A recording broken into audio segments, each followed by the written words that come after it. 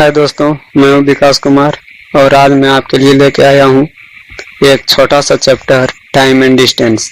तो चलिए स्टार्ट करते हैं। टाइम एंड डिस्टेंस, जैसा आप सभी लोग जानते होंगे, टाइम एंड डिस्टेंस में एक फॉर्मूला है जो है चाल बराबर दूरी बटे समय। आप सभी लोग जानते होंगे चाल बराबर दूरी बटे समय।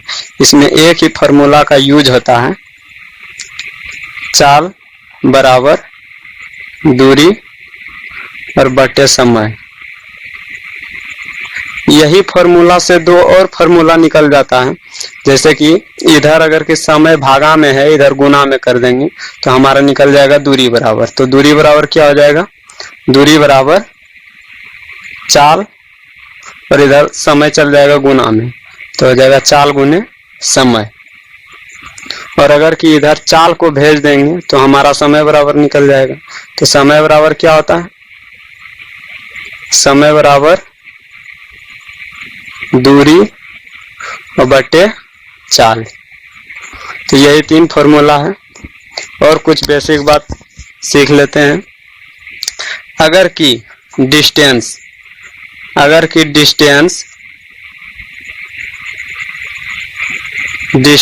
यानी कि दूरी किलोमीटर में दिया हो तो टाइम हमको घंटा में लेना, आवर में लेना। तो ये हो जाएगा किलोमीटर पर घंटा पर आवर। और अगर कि डिस्टेंस मीटर में दिया हो तो हमको समय लेना है सेकेंड में, तो ये क्या बन जाएगा? मीटर पर सेकेंड। ठीक है, यहाँ तक ये समझ में आ चुका है आप लोगों को। और अगर कि किलोमीटर में कोई संख्या दिया हो, किलोमीटर पर घंटा में कोई संख्या दिया हो और इसको मीटर पर सेकेंड में बदलना है। अगर कि किलोमीटर पर घंटा में कोई संख्या दिया हो और उसको मीटर पर सेकेंड में बदलना है, उसको मीटर पर सेकेंड में बदलना है, तो इसको 5/18 से गुना कर देंगे। इसको 5/18 से गुना कर देंगे। और अगर कोई संख्या मीटर पर सेकेंड में दिया हो, अगर कि कोई संख्या मीटर पर सेकेंड में दिया हो और इसको किलोमीटर पर घंटा में बदलना है, तो इसको जस्ट इसका उल्टा यानी कि 18/5 से गुना करेंगे। देखिए, अगर कि कोई चीज को छोटा करना है तो छोटा से गुना देना है, और अगर कि कोई चीज छोटा है और उसको बड़ा करना है तो बड़ा से गुना करना है। इसीलिए 5/18 छोटा है तो बड़ा को छोटा करने के लिए छोटा से गुना किए, और मीटर पर सेकेंड छोट है और इसको बड़ा करने के लिए तो बड़ा से गुना किए। तो ये वाला ध्यान रखिएगा। अगर कि किलोमीटर पर घंटा रहेगा और उसको मीटर पर सेकेंड में बदलना है तो 5/18 से गुना कीजिएगा। और अगर कि मीटर पर सेकेंड है और उसको किलोमीटर पर घंटा में बदलना है तो उसको 18/5 से गुना कीजिएगा। चलिए, यहाँ तक आप लोगों को क्लियर हुआ होगा। तो ये आप समझ गए। तो चलिए अब नेक्स्ट चीज आपको बताते हैं। तो नेक्स्ट चीज है, चलिए, तो आशा करता हूँ कि वो पीछे वाला जो मैं बताया हूँ वो आपको समझ में आ गया होगा। अब चलिए, ये नोट में मैं क्या लिखा हूँ इसको भी थोड़ा समझ लीजिए। यहाँ पे है, जब कोई ट्रेन या गतिशील वस्तु किसी इकाई दूरी की वस्तु, मतलब जैसे एक ट्रेन है, मेरा कहने का मतलब है एक ट्रेन है और वहां पे एक पोला गड़ा हुआ है, तो ट्रेन के लंबाई के अपेक्षा ये पोल का लंबाई कुछ भी नहीं है, इसीलिए इसको इकाई दूरी की वस्तु कहा गया। तो फिर से समझ लीजिए, यहाँ जब कोई ट्रेन या गतिशील वस्तु किसी इकाई दूरी की वस्तु जैसे में पेड़, पोल, व्यक्ति इत्यादि को पार करती है तो इसका अर्थ है कि उतना ही समय में वो गतिशील वस्तु अपने दूरी को पार करता है। जैसे आप एग्जांपल समझ लीजिए, ये एक पोल है और ये एक ट्रेन है। ये जब ट्रेन जब आ रही है तो यहाँ से स्टार्ट होगा, यहाँ से स्टार्ट होगा ये पोल। ये गाड़ी 10 सेकेंड में ये पोल को पार कर जाती है। तो आ रहा ये 10 सेकेंड में, ये 10 सेकेंड में ये आ रहा है, ये 10 सेकेंड में पार हो जाएगा, ये 10 सेकेंड में पार हो जाएगा। मतलब ये यहाँ से आया और यहाँ से टाइम स्टार्ट हुआ, अब टाइम स्टार्ट हुआ। और अब जब पार जब कर रही है तो पार करते करते ये 10 सेकेंड में लास्ट पीछे वाला डब्बा पार कर जाएगी। तो इसका अर्थ यह है कि ये 10 सेकेंड में ये पोल को पार नहीं कर रहा, ये 10 सेकेंड में अपने लंबाई को पार कर रहा है। ये 10 सेकेंड में अपने लंबाई को पार कर रहा है। यहाँ पे आया, उसके बाद यहाँ आया, यहाँ से टाइम स्टार्ट हुआ। 1 2 3 4 5 6 7 8 9 10, मतलब 10 सेकेंड में ये अपना लंबाई को पार कर लिया। ठीक है, जैसे एक क्वेश्चन लिख लेते हैं समझने के लिए। तो आइए एक क्वेश्चन लिखते हैं। तो चलिए, जो मैं नोट करके लिखाया था उसका मतलब क्या होगा, आइए वो क्वेश्चन के माध्यम से मैं समझता हूँ। तो ये क्वेश्चन में बोल रहा है, एक 300 मीटर लंबा ट्रेन एक पेड़ को पार करने में 15 सेकेंड का समय लेता है, तो ट्रेन की चाल क्या होगा। बोल रहा है कि एक 300 मीटर लंबा ट्रेन एक पेड़ को पार करने में, तो ट्रेन का लंबाई है 300 मीटर और यहाँ पे एक पेड़ है, यहाँ पे एक पेड़ बना हुआ है। अब इसको पार करेगी, इसका ये मान लीजिए ट्रेन है, अब इसको पार करेगी, यहाँ तक आएगी। अब टाइम स्टार्ट होगा, मतलब स्टार्ट हुआ और पार करने में, माने कि लास्ट डब्बा को पार करने में 15 सेकेंड का समय लगा। तो ये 300 मीटर लंबा ट्रेन अपना लंबाई को पार कर रहा है। ये गाछ के सापेक्ष अपना लंबाई को पार कर रहा है। यहाँ से ये अपना लंबाई को पार कर रहा है। तो ये 300 मीटर लंबाई को पार करने में 15 सेकेंड का समय लेता है। तो चाल क्या होगा, तो चाल बराबर, आप सब लोग जानते हैं, चाल बराबर दूरी और बटे समय। चाल बराबर दूरी बटे समय। तो दूरी कितना है, 300 मीटर, क्योंकि ट्रेन अपना लंबाई, अपना खुद का लंबाई पार कर रहा है, वो गाछ के सापेक्ष 300 मीटर की लंबाई 15 सेकेंड में पार कर रहा है। तो चाल बराबर क्या होगा, दूरी। तो दूरी कितना पार किया, 300 मीटर। और समय कितना समय लगा, तो 15 सेकेंड लगा। 300 मीटर और 15 सेकेंड समय लगा। तो अब इसको काटिए तो कट जाएगा 20 बार में, यानी कि इसका आंसर हुआ 20 मीटर पर सेकेंड। मतलब इसका चाल हुआ 20 मीटर पर सेकेंड। तो चलिए अब दूसरा चीज समझते हैं। टाइम एंड डिस्टेंस बहुत मजा लगेगा पढ़ने में, बहुत मस्त चैप्टर है।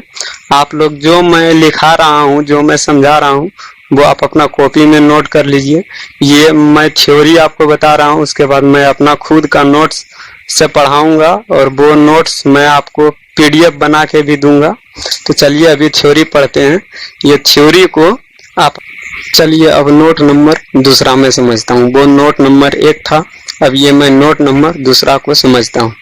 नोट नंबर 2 क्या कह रहा है, जब कोई गतिशील वस्तु या ट्रेन किसी ऐसे वस्तु को पार करती है जिसकी लंबाई हो, जिसकी क्या हो, लंबाई हो।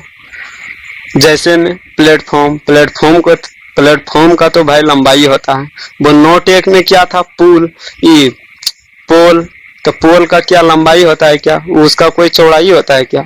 ट्रेन का कहाँ चौड़ाई 300 मीटर और कहाँ इसका 10 सेंटीमीटर, तो इसका कोई मायने नहीं रखता है। इसीलिए प्लेटफॉर्म का क्या होता है, बहुत ज्यादा लंबाई होता है। अब ले लीजिए ब्रिज का बहुत लंबाई होता है। ले लीजिए कोई सुरंग, तो सुरंग भी बहुत बड़ा बड़ा होता है। तो क्या बोल रहा है, जब कोई गतिशील वस्तु या ट्रेन किसी ऐसे वस्तु को पार करती है जिसकी लंबाई हो, जिसकी क्या हो, लंबाई। जैसे में प्लेटफॉर्म, ब्रिज, सुरंग, ये सब चीजें हो गया, को पार करती हो तो इसका अर्थ यह है ट्रेन इनकी दूरी के साथ साथ अपनी दूरी को भी पार करता है। इसका अर्थ ये है कि ट्रेन अपनी दूरी के साथ साथ इसकी दूरी को भी पार करता है, इसलिए दोनों की दूरी क्या किया जाता है, जोड़ दिया जाता है। जैसे मैं आपको समझाता हूं, ये एक प्लेटफॉर्म है और ये यहां से ट्रेन आ रही है, इसका लंबाई है 70 मीटर और ट्रेन की लंबाई है 50 मीटर। ठीक है, ट्रेन की लंबाई है 50 मीटर। अब ये आ रही है। अब यहाँ पे आएगा तो प्लेटफॉर्म स्टार्ट होगा, तो ट्रेन क्या होगा, पहले अपना दूरी को पार करेगा, इस पॉइंट के सापेक्ष अपना दूरी को पार करेगा। तो यहाँ तक का पार कर रहा है और यहाँ तक जब आखिरी पॉइंट तक चला आएगा, लास्ट डब्बा तक चला आएगा, तो ये अपना दूरी को पार कर लेगा। अब प्लेटफॉर्म का दूरी पार करेगा, तो प्लेटफॉर्म का दूरी अब पार कर रहा है और ये जब लास्ट डब्बा आएगा तो ये पूरी तरह से प्लेटफॉर्म की दूरी पार कर रहा है। तो ये क्या हुआ, प्लेटफॉर्म की दूरी के साथ साथ ये अपना दूरी को भी पार किया। क्या किया, ये अपना दूरी को भी पार किया। इसलिए क्या किया जाता है, दोनों का दूरी जोड़ दिया जाता है, क्योंकि इसका भी दूरी पार कर रहा है और ये अपना भी दूरी पार कर रहा है। तो चलिए इस पॉइंट को क्वेश्चन के जरिए समझता हूँ। चलिए क्वेश्चन में देखिए क्या कह रहा है, बहुत ही इजी है। तो चलिए दोस्तों, ये है हमारा क्वेश्चन। देखिए क्वेश्चन में क्या कह रहा है। क्वेश्चन है, 120 मीटर लंबी ट्रेन 120 मीटर लंबी ट्रेन 200 मीटर लंबे प्लेटफॉर्म को पार करने में 80 सेकेंड का समय लेता है। तो ट्रेन की चाल ज्ञात करें। क्या बोल रहा है, 120 मीटर लंबी ट्रेन की लंबाई कितना है, 120 मीटर और 200 मीटर लंबे प्लेटफॉर्म को, और प्लेटफॉर्म की लंबाई कितना है, 200 मीटर। प्लेटफॉर्म को पार करने में 80 सेकेंड का समय ले रहा, तो ट्रेन की चाल क्या होगा। तो हम नोट में दिखाए थे कि अगर कि कोई चीज को पार करती है और उसका लंबाई हो, उसका अगर कि कुछ लंबाई हो, तो यहाँ प्लेटफॉर्म की लंबाई है कितना, 200 मीटर और ट्रेन की लंबाई है कितना, 120 मीटर। तो हम वहां पे लिखवाए थे कि अगर कि दोनों चीज का लंबाई हो तो दोनों का लंबाई क्या किया जाता है, जोड़ दिया जाता है। तो क्या पूछ रहा है, इसका चाल। तो चाल बराबर क्या होगा, दूरी बटे समय। तो कितना दूरी पार करेगा 80 सेकेंड में, ये खुद का लंबाई पार कर रहा है। ये ट्रेन नहीं बोल रही है कि हम खुद का भी लंबाई पार कर रहे हैं। ये आपको सोचना पड़ेगा कि ये अपना खुद भी लंबाई पार कर रहा है, ये अपना खुद लंबाई भी पार कर रहा है और साथ ही प्लेटफॉर्म का भी लंबाई पार कर रहा है। तो कितना दूरी ये तय करेगा, इधर 120 और इधर 200, तो यहाँ टोटल हो जाएगा 320। चाल बराबर दूरी बटे समय। यहाँ पे दूरी, ये दोनों का दूरी जोड़ के लिया जाएगा। ट्रेन का दूरी और प्लेटफॉर्म का दूरी दोनों जोड़ देने पर क्या होगा, यहाँ 200 और 120 तो हो जाएगा 320 मीटर और समय कितना है, 80 सेकेंड। यानी कि 320 मीटर का दूरी ये 80 सेकेंड में पार कर रहा है। तो इसका चाल क्या होगा, तब चाल बराबर दूरी बटे समय। तो दूरी बटे समय का फॉर्मूला पर इसको बैठा दिए। अब ये दोनों कट जाएगा और यहाँ पे हो जाएगा 8 चौक 32, यानी कि 4 मीटर पर सेकेंड, 4 मीटर पर सेकेंड इसका चाल होगा। तो आइए अब समझते हैं दूसरा पॉइंट। दूसरा पॉइंट में क्या है, तो देखिए दूसरा पॉइंट में है पीछा करके पकड़ना। पीछा करके पकड़ना, मान लीजिए कोई चोर है, वो चोरी किया और भाग गया। अब उसको जाके हम पकड़ेंगे तो कितना दूरी में जाके पकड़ेंगे, कितना समय लगेगा पकड़ने में, इसी को कहते हैं पीछा करके पकड़ना। तो पीछा करके पकड़ने का एक फार्मूला होता है। तो देखिए वो फॉर्मूला है टाइम बराबर मैक्सिमम डिस्टेंस बटे मैक्सिमम स्पीड। अब आप सोच रहे होंगे कि मैक्सिमम डिस्टेंस और मैक्सिमम स्पीड क्या होता है। तो देखिए यहाँ मैंने लिखा है मैक्सिमम डिस्टेंस जब तक पीछा नहीं किया गया हो पहले वाले के द्वारा तय की गई दूरी। जब तक पीछा नहीं किया गया हो पहले वाले के द्वारा तय की गई दूरी। मानिए कोई चोर मोटरसाइकिल लेके भाग गया, ठीक है, वो 2 बजे रात में लेके भागा और हमको पता चला 4 बजे, तो ये 2 घंटा तो ऑलरेडी भाग चुका है। और जब 2 घंटा भागा है तो जरूर दूरी तय किया होगा 2 घंटा में, 40 किलोमीटर, 50 किलोमीटर, 60 किलोमीटर, कुछ भी दूरी तय किया होगा। और हमको जब 4 बजे जब पता चलता है कि मेरा मोटरसाइकिल लेके भाग गया 2 घंटा के बाद, तब मैं इसका पीछा करने के लिए निकलता हूँ। तो ये 2 घंटा में 2 बजे स्टार्ट किया भागना और ये 2 घंटा में कितना दूरी तय किया होगा। मान लीजिए 40 किलोमीटर, 50, 60, कुछ भी मान लीजिए 100 किलोमीटर ये तय किया होगा, ठीक है। 100 किलोमीटर का दूरी तय किया होगा। उसके बाद जाके 4 बजे हमको पता चला कि मेरा मोटरसाइकिल लेके चोर भाग चुका है, तब हम दूसरे बाइक से इसका पीछा करना स्टार्ट किए। तब ये भी भाग रहा है 100 की स्पीड से, तो हमको तो इससे ज्यादा स्पीड से भागना पड़ेगा तब इसको पकड़ेंगे। तो हम 120 के स्पीड से चोर को पकड़ने के लिए निकले, ठीक है। तो ये 2 घंटा में तो 100 किलोमीटर तो भाग गया, ठीक है। तो इसी को कहते हैं वो जब तक पीछा नहीं किए तब तक कितना ये दूरी तय किया 100 किलोमीटर। तो इसी को कहते हैं मैक्सिमम डिस्टेंस। इसी को क्या कहते हैं मैक्सिमम डिस्टेंस। हम मैक्सिमम डिस्टेंस समझ गए। अब क्या है मैक्सिमम स्पीड। मैक्सिमम स्पीड क्या है, तो देखिए मैक्सिमम स्पीड है दोनों के चालों का अंतर को मैक्सिमम स्पीड कहते हैं। अब देखिए ये 100 किलोमीटर भागा, ये कितना का स्पीड से गया होगा, मान लीजिए 100 के स्पीड से गया होगा, 100 के स्पीड से के चाल से गया होगा, तो 100 किलोमीटर ये पहुंचा 2 घंटा में। 100 किलोमीटर के स्पीड गया तो ये 100 किलोमीटर पहुंचा 2 घंटा में। अब हमको इससे ज्यादा स्पीड चलना होगा तब इसको पकड़ पाएंगे, तो हम चले 120 किलोमीटर पर घंटा, 120 किलोमीटर पर घंटा। तो अब मैक्सिमम स्पीड क्या होगा, ये दोनों का अंतर, दोनों के चाल का अंतर। तो ये चल रहा है 100 किलोमीटर पर घंटा और हम चल रहे हैं 120 किलोमीटर पर घंटा। तो दोनों का चाल का अंतर क्या होगा 100 और 120, 120 में से 100 घट जाएगा, यानी कि 20 किलोमीटर पर घंटा। ये ऐसा घटाया क्यों जाता है, क्योंकि ये भाग गया 100 किलोमीटर, ठीक है, और हम अभी यहाँ हैं, तो ये तो 100 के स्पीड से जा रहा है और हम भी 100 के स्पीड से जाते हैं। ये भी 100 के स्पीड से जा रहा है, ये भी 100 के स्पीड से जा रहा है और हम भी 100 के स्पीड से जाते हैं। तो ये भी जा रहा है 100 के स्पीड और हम भी जा रहे हैं 100 का स्पीड। तो ये जो 2 घंटा में जो दूरी तय किया वो क्या कभी पकड़ पाते इसको, उतने दूरी रहता, क्या रहता, उतने दूरी रहता। अगर कि हम इससे ज्यादा चलते तब 100 जो ये दूरी किया वो भरपाई करता और जो ज्यादा जो स्पीड चल रहे हैं उसको ये मेकअप करता। तो मेकअप कौन कर रहा है, ये 20 किलोमीटर, क्योंकि ये 100 के स्पीड भाग रहा है और ये भी 100 के स्पीड, और ये जो 20 जो लास्ट में है, ये 20 जो है 20 इसको मेकअप कर रहा है, इसका दूरी, इसीलिए दोनों का अंतर घटाया जाता है। यहाँ तक आपको समझ में आ गया होगा।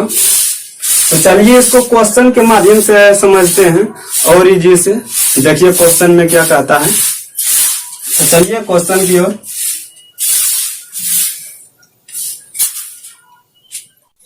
तो देखिए ये है हमारा क्वेश्चन। देखिए क्वेश्चन में क्या कह रहा है,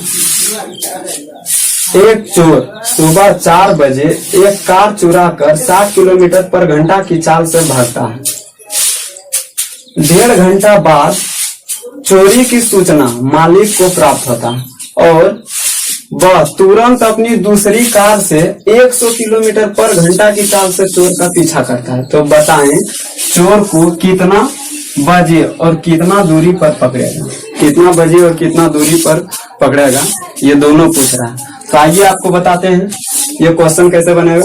हम आपको बताए थे पहले वाला थ्योरी में पीछा करके पकड़ने का एक फॉर्मूला, टाइम बराबर मैक्सिमम डिस्टेंस और बटे मैक्सिमम स्पीड। तो मैक्सिमम डिस्टेंस क्या होता है वो भी बताए थे। तो मैक्सिमम डिस्टेंस होता है जब तक पीछा नहीं किया गया हो, जब तक पीछा नहीं किया गया हो तब तक पहले के द्वारा तय की गई दूरी। तो पीछा तब तक नहीं किया गया था, 1.5 घंटा के बाद पीछा किया गया। तो 1.5 घंटा में चोर कितना दूर भागा होगा, 60 किलोमीटर पर घंटा। 1 घंटा में 60 किलोमीटर, तो 1.5 घंटा में कितना भागा होगा।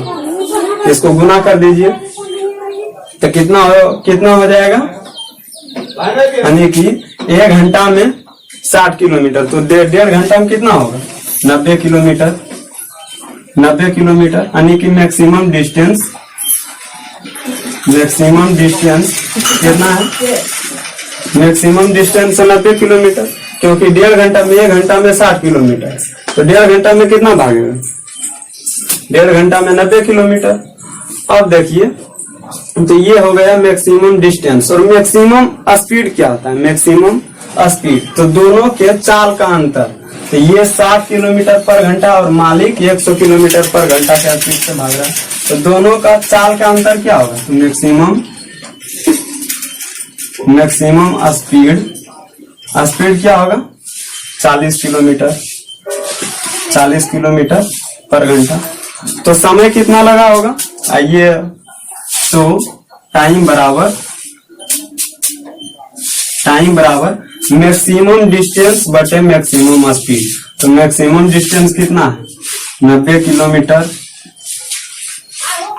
और मैक्सिमम स्पीड कितना है 40 किलोमीटर पर घंटा। अब ये दोनों कट जाएगा, ये कि होगा 9/4 और ये किलोमीटर भी कट जाएगा और यहाँ पे बचेगा घंटा, यानी कि 9/4। मतलब इतना बजे, इसको आप पूर्णांक में भी लिख सकते हैं, बटा में भी छोड़ सकते हैं, मतलब इतना समय में वो चोर को पकड़ लिया होगा। तो अब क्या पूछ रहा है दूसरा क्वेश्चन में, दूरी। दूसरा क्वेश्चन में क्या पूछ रहा है, दूरी। तो दूरी कितना होगा, ये 100 किलोमीटर पर घंटा के स्पीड से चल रहा था और इतना समय तक चलते रहा, तो इतना समय में कितना दूर गया होगा। तो दूरी निकाल लीजिए, दूरी बराबर समय और गुना चाल। समय क्या आया, ये 9/4 और गुना चाल, तो क्या होगा, ये दोनों कट जाएगा 25 बार में। अब इसको गुना कर दीजिए तो क्या होगा, 9×5 = 45 के 5 बाकी 4 9 दूनी 18 और 4 12, यानी कि 225 किलोमीटर की दूरी मतलब इतना दूरी ये चला होगा। ये समझ गए। तो हमारा एक आंसर हो गया ये और दूसरा आंसर हो गया ये। इसको चाहे तो आप पूर्णांक में भी लिख सकते हैं, बटे में पॉइंट में भी लिख सकते हैं। ये लिख देते हैं, क्या होगा, 2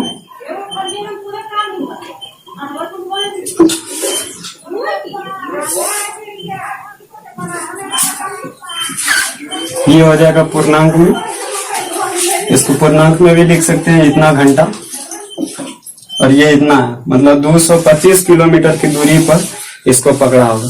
तो इसी तरह से बहुत सारा क्वेश्चन है, मैं आपको नोट्स में बताऊंगा। मेरे पास बहुत क्वेश्चन है। ठीक है, तो चलिए।